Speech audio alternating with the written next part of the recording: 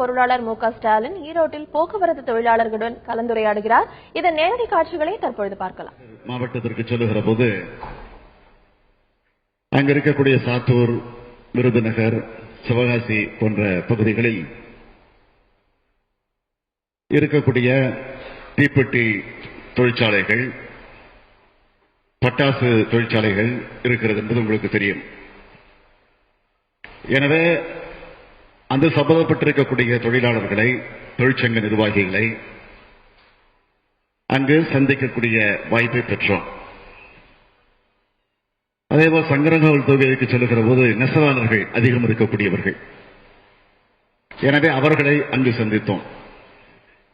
இப்படி எந்தெந்த தொகுதியிலே என்னென்ன முக்கியத்துவம் இருக்கிறதோ அந்த தரப்பு மக்களை, தொழிலாளர்களிலிருந்து தொடங்கி தொழிலதிபர்கள் வரை, மாணவர்கள், இளைஞர்கள், விவசாயிகள், நெசவாளர்கள், மகளிர் சுய உதவிக் குழுவை சார்ந்திருக்கக்கூடியவர்கள்,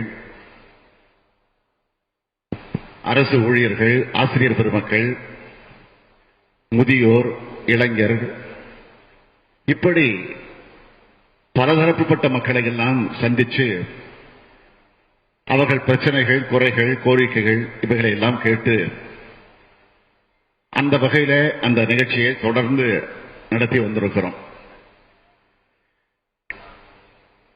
நமக்கு நாமே என்ற அந்த பயணம் வெறும் 234 தொகுதிகளில் மட்டும் முடிப்பதோடு நின்று விடாமல், ஏற்கனவே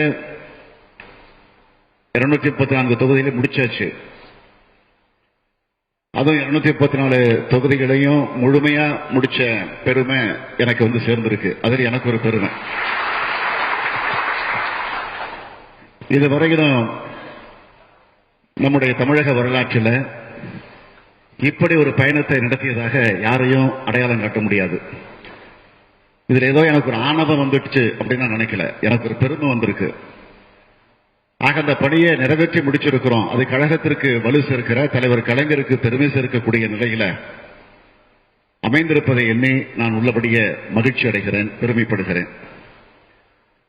ஆகவே அந்த பயணம் முடிஞ்சிருந்தாலும் அந்த பயணம் முடிந்ததற்கு பிறகு இப்ப பல கோரிக்கைகள் வர தொடங்கிடுச்சு. அந்தந்த தரப்பு மக்களிடத்துல தான் நிகழ்ச்சிக்கு போறப்போ கோரிக்கை வரும்.